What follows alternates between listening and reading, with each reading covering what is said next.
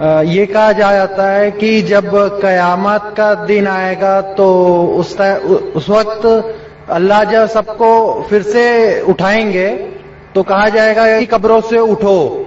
تو ہم ہندوؤں کا کیا ہوگا، کیونکہ ہماری تو کوئی قبر نہیں ہوتی. بھائی صاحب کا سوال ہے کہ وہ کہتے ہیں کہ قیامت کے دن جب اللہ تعالیٰ واپس سے ہمیں دوسری زندگی کہیں گے اپنے قبروں سے اٹھو. ہندو بھائی صاحب پوچھے کہ ہندو بچے دفنائے جاتے نا، ہندو بچے ہندو مذہب میں چھوٹا بچہ ہے اس کو جلایا نہیں جاتا، اس کو دفنایا جاتا ہے. پھر بھی کئی مسلمان ہیں جو ڈوب کے مرتے ہیں، جو جل کے مرتے ہیں، ان کو بھی دفنایا نہیں جاتا ہے، جن کی ہمیں ملتی نہیں. یہ جب اللہ نے کہ آپ قبر میں سے لے آ جائیں گے، جو بھی انسان مر چکا ہے اس کے نئی زندگی دی جائیں گے. قرآن مجید میں اللہ تعالیٰ فرماتا ہے کہ اللہ پھر موت دیں گے، پھر سے جان ڈالیں گے. تو اللہ جان ڈالیں گا، چاہے وہ قبر میں ہے، چاہے جلا دیا گیا ہے، چاہے ڈوب گیا ہے، جو بھی حالت میں ہے اللہ اس انسان میں پھر سے جان ڈالیں گے. اور اللہ تعالیٰ کو جان ڈالنا بہت آسان ہے، چاہے آپ دفنائے گئے ہیں یا چاہے جلا دیے گئے.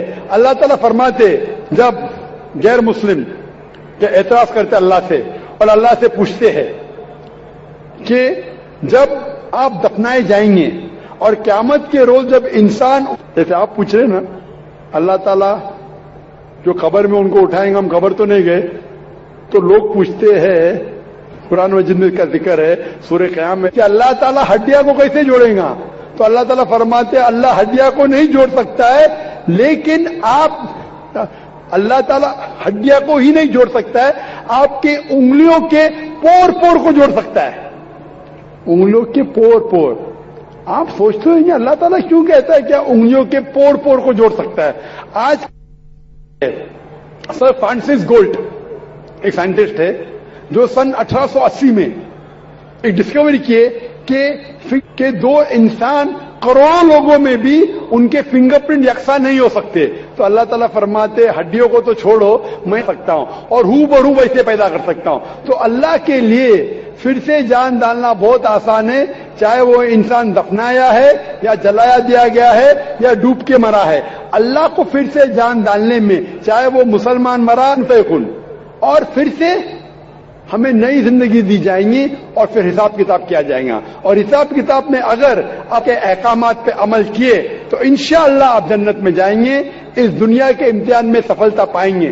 لیکن اگر ان کے احکامات پہ آپ نے نہیں چلے، ان کے مطابق نئی زندگی بسر کرے، تو آپ اس زندگی میں اور میں اسٹوڈنٹ ہے سر. ایکچولی یہ ریلیجن ہونا ہی نہیں چاہیے میرے خیال سے. تو یا تو بہت سارا وار ہوتا ہے، آپ نے بولا پھر نہیں رہے گا، ہیومینٹی رہے گا، انہیں تو وار بھی نہیں رہے گا. تو ریلیجن ہونا ہی نہیں چاہیے کانسیپٹ. ریلیجن کیوں ہوتا ہے؟ کیا آپ ہیلپ کریں گے اس کے لیے؟ بھائی صاحب کا سوال ہے کہ ریلیجن ہونا ہی نہیں چاہیے، بھائی چارہ بڑھتا ہے، وار ہوتا ہے، صرف ہیومینٹی ہونا چاہیے. بھائی صاحب نام کے بیکسن جارج. کون سے مائکرو فون پہ ہاتھ اوپر کریں گے؟ جارج بولیے سر. پیچھے والی مائکرو فون. میں چاہوں گا کہ اگر یہ مانیٹر آن کریں گے، سکتا ہوں شخص کو تو جواب دینے کا انداز کچھ اور ہوتا ہے. جارج بھائی صاحب سے پوچھوں گا، یہ کہتے کیا میں آپ سے لڑ رہا ہوں؟ بھائی صاحب نہیں. کیا میں آپ سے جھگڑ رہا ہوں؟ نہیں سر. ہاں کہ نہیں؟ نہیں سر. آپ سمجھتے میں مذہبی ہوں؟ ہاں سر. ہوں نا؟ تو میں کیا آپ سے لڑ رہا ہوں؟ جو صحیح مذہب کو جانتا ہے، سچا مسلمان ہے، وہ عام طور پہ جھگڑا نہیں کرے گا. کیونکہ قرآن مجید کی آیت ہے سورہ مائدہ کی سورہ نمبر 5 آیت نمبر 32 میں لکھا ہے کہ کسی کا قتل کرتا ہے، چاہے مسلم یا غیر مسلم کا، بنا کوئی وجہ کے قتل کے بدلے قتل، یا اگر اس نے اس زمین پہ if he has caused corruption in the land، ان دو وجہ کے علاوہ اگر کوئی انسان دوسرے انسان کا قتل کرتا ہے، انسانیت کا قتل کر رہا ہے. میں آپ کو ایک مثال دوں گا. جب میں نے لیکچر دیا تھا ٹیررزم مسلم مونوپولی، تو اکثر جیسا ہمارا سیشن ہوتا ہے کہ غیر مسلم کو پہلے چانس دیا جاتا ہے جہاد کے بارے میں. تقریر کے دوران میں مثال دے رہا تھا کہ مسلمان ٹیررسٹ نہیں ہوتے اکثر، اور اسلام مذہب ٹیررزم کے خلاف ہے، دہشت کے خلاف ہے.